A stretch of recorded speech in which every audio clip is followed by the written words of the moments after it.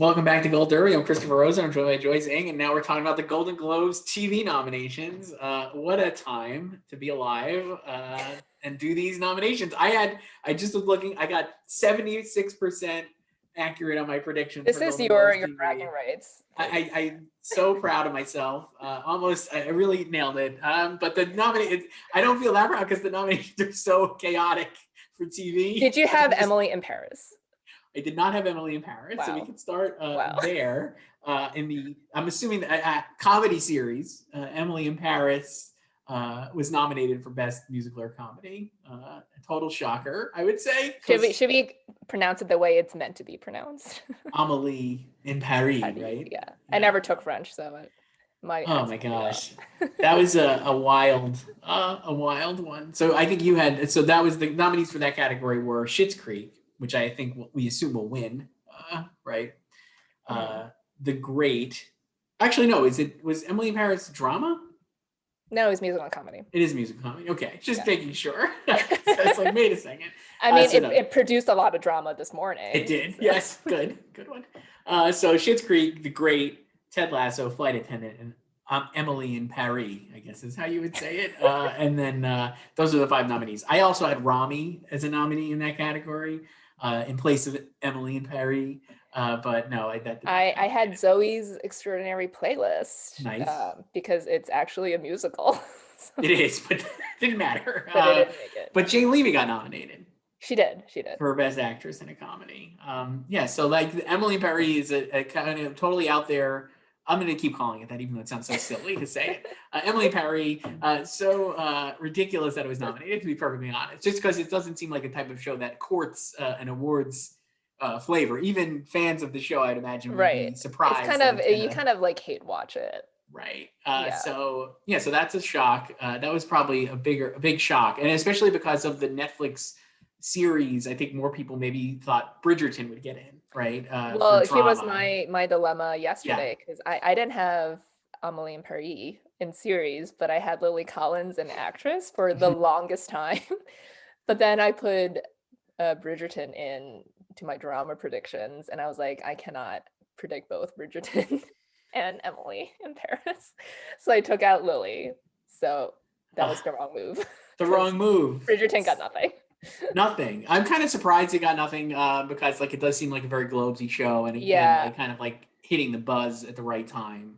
It's popular, and it's also like sort of like pseudo prestige, like it's just like glamorous, Right. So the drama nominees were The Crown, Lovecraft Country, The Mandalorian, Ozark, and then Ratched, which I think was the big shocker in that category. I feel like the other 4 were pretty expected and like kind of like, assumed that those were getting nominated. Ratched, I actually had The Boys in there and Bridgerton. So I missed on 2 of the 5. I had Bridgerton and Perry Mason, which I was not confident about, but I would have never put in Ratched, I don't think. I did predict Sarah Paulson. I thought that was going to be like it for the I had Sarah Paulson also, again, only because it just felt like particularly Globesy. Yeah. That category got 4 or 5. Is it 6 or 5? 5 in that category as well. The one that I missed was Jodie Comer was nominated for Killing Eve. I had Journey Smollett in there for Lovecraft Country. But the rest of the nominees were Olivia Colman, Jodie Comer, Emma Corrin for The Crown, Laura Linney, and Sarah Paulson for Ratched. They really, we talked about this in our film slugfest, but the Globes, again, failing to recognize a lot of like Black ensembles and Black actors in the TV side for sure. Like Journey Smollett definitely felt like especially with Lovecraft Country getting as a drama nomination, it felt like she would get nominated for Best Actress in a drama. But alas, no, she was not, and snubbed for one of those other 5 actors. Now, all of those are good performances, though I could argue that Sarah Paulson or Jodie Comer maybe could have been, left as the number 6 position. Journey Smollett. And especially like Jodie, which is like they've nominated her before, but they just really like Killing Eve. So they do, Best actor in a drama was Jason Bateman for Ozark, Josh O'Connor for The Crown, Bob Odenkirk for Better Call Saul, which I actually did not have. Pleasant Me surprise. Either, but Al Pacino in Hunters, and Matthew Reed's in Perry Mason. I had Pacino because we had heard that the Hollywood Foreign Press is very excited about Hunters. Might be one of the only last fans of that show. That's the memory on that show doesn't feel like it, or the cultural staying power of Hunters not necessarily there at the moment, right? Yeah.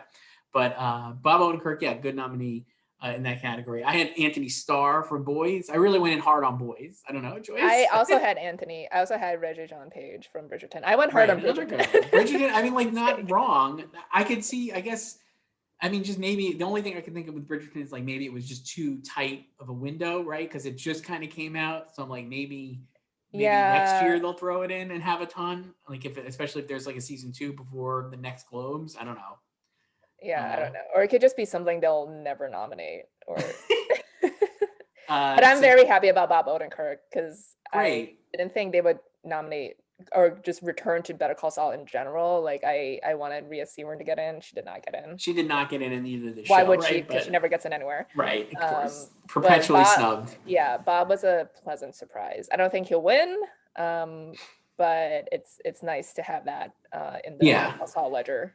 It's an honor to be nominated, Bob Odenkirk. Yeah, we did the TV musical comedy Emily Perry, Flight Attendant, great. Schitt's Creek and Ted Lasso. For actress, it was Lily Collins, the star of Emily and Perry. Kaley Cuoco from Flight Attendant, which I think we both really my favorite TV show. About. Great show, super fun. I saw somebody on Twitter being like, "Wait, is Flight Attendant a comedy?" 100% yes. It's hilarious. She's awesome in it. I hope she wins, though. I think she might have a tough time on defeating Catherine O'Hara in Schitt's Creek. I think she can win because they could just give like Schitt's series to it. True. You know. But yeah, Kaley Cuoco and Flight Attendant, amazing show, amazing performance. She's like quite good at it, honestly. Not even like ironic. She's really good. And she's been so underrated because everyone overlooked her during Big Bang, you know, and she's been acting for ages. Yeah.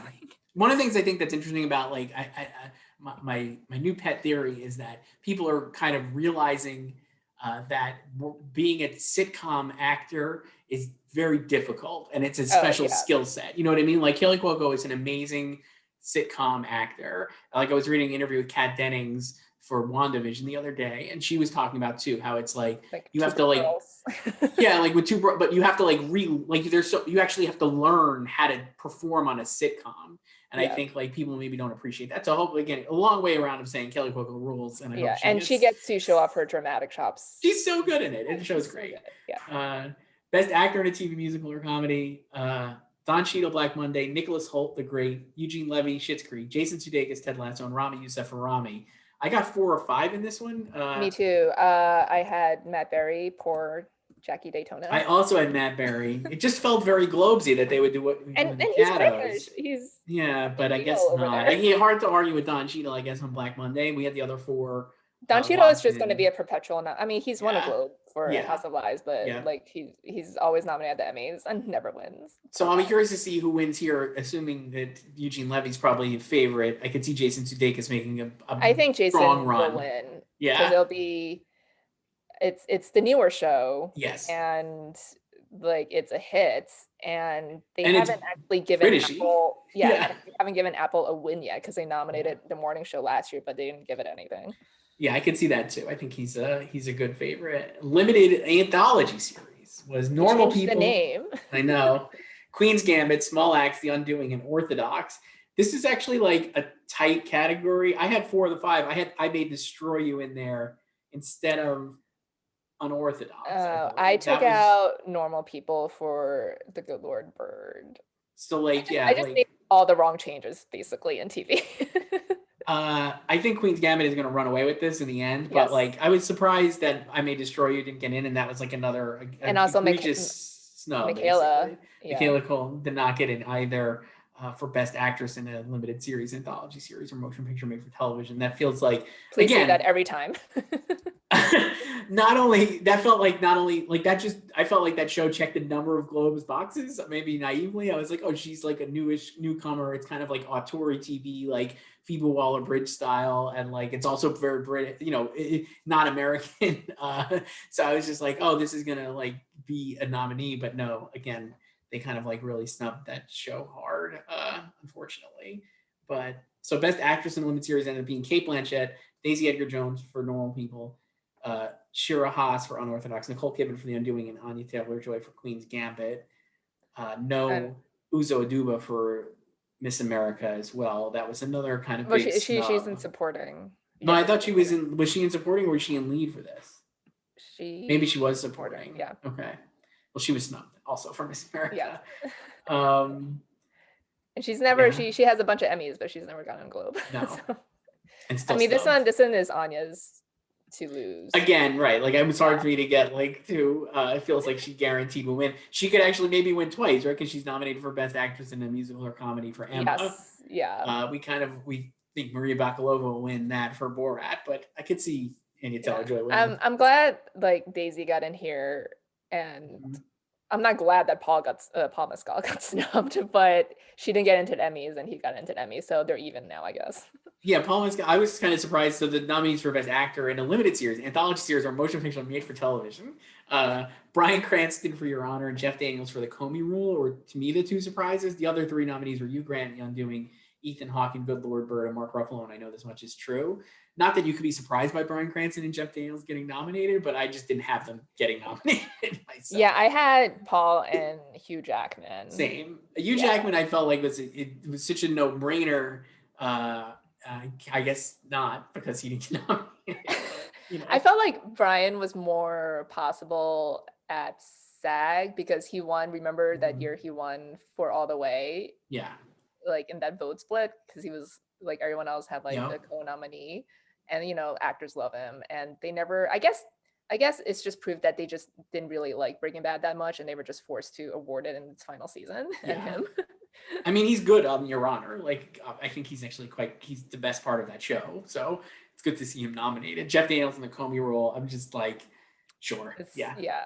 Fine. No problem. Brendan Gleeson was nominated too for playing Trump. So that's it's just bait that they would go for. So supporting actress, this one was fun. We had Gillian Anderson, The Crown, Helena Bonham Carter, The Crown, Julie Garner, Ozark, Anne Murphy, Schitt's Creek.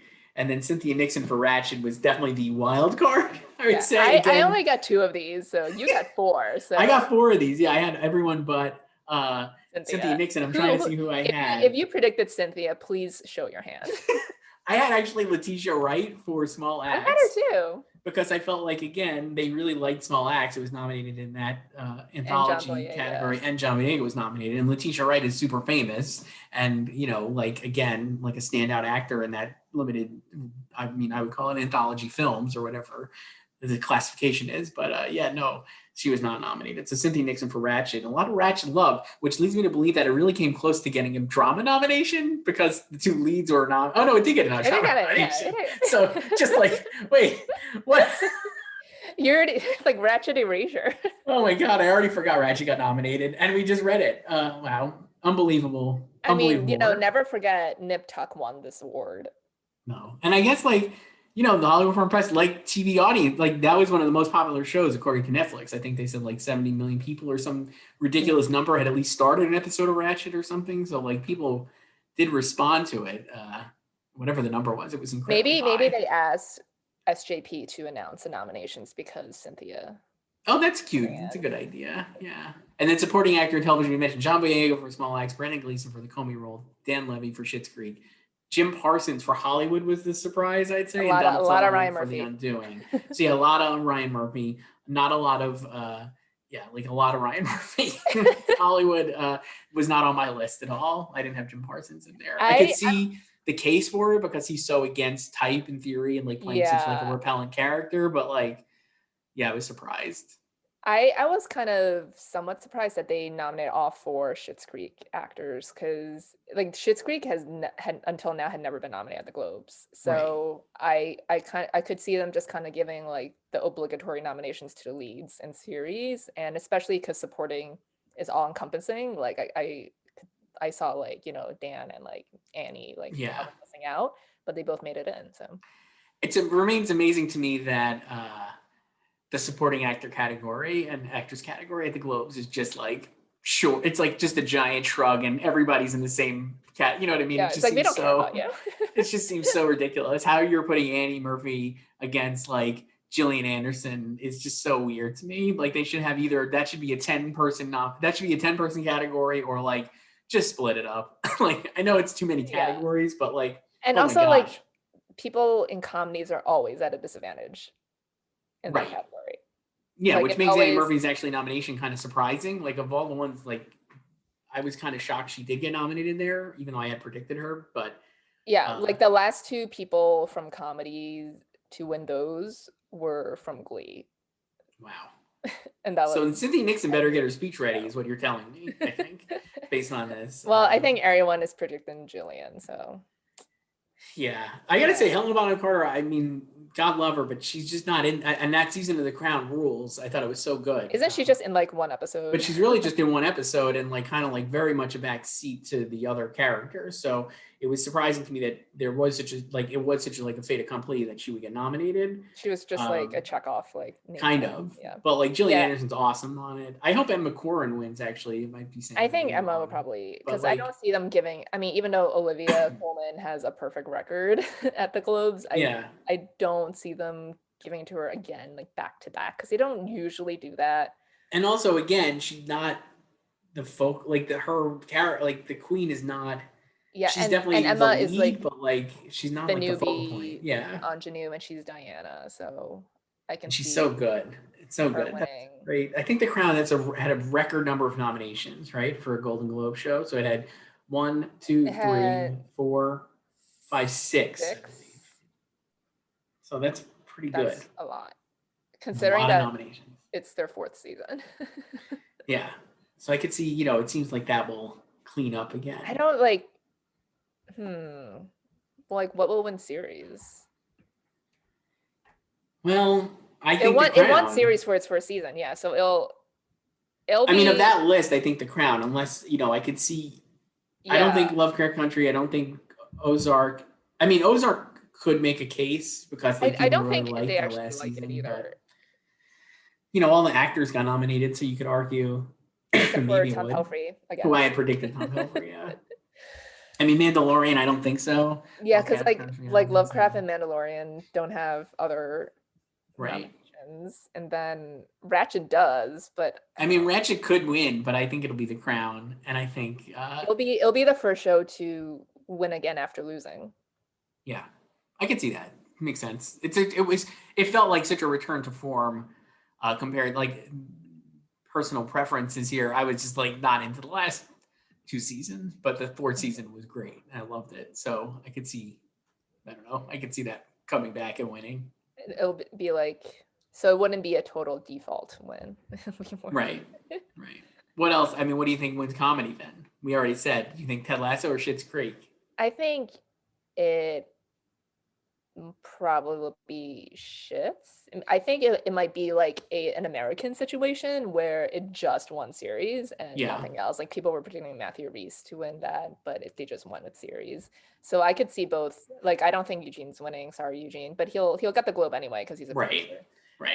Because I think Jason's winning, and I am like hope dicting Kaylee to win.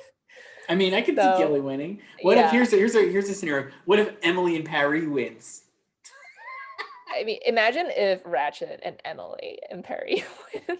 I mean, I don't think that's totally impossible. There's a non-zero chance that happens.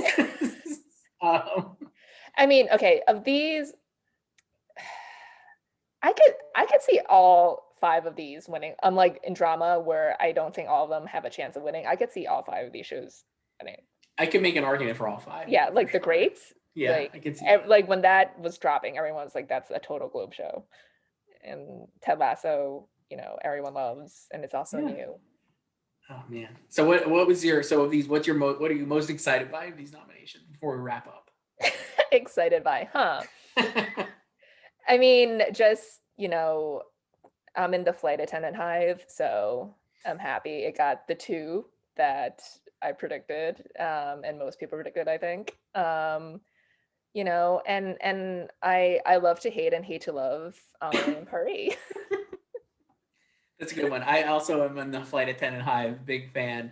I am very excited, even though I know it's not a surprise or anything. I love the Queen's Gambit, so I was very psyched to see it get nominated there. I almost could argue that it could have gotten maybe more, but I think it's got a good shot. I predicted Marielle Heller I thought Mariel Heller could have gotten in for Yeah. sure. And I also debated putting in Bill Camp, but I didn't. So he's just not in it enough. But, yeah.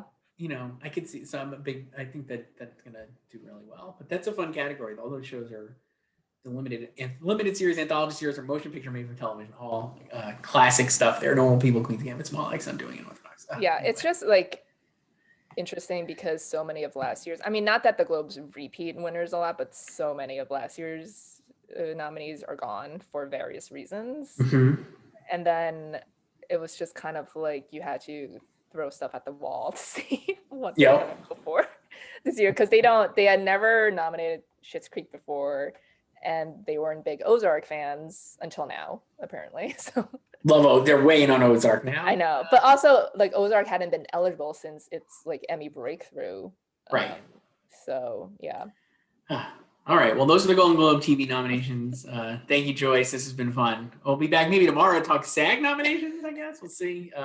Also, check out our Golden Globe film nominations, Slugfest as well. Bye, Joyce. See you later. Bye.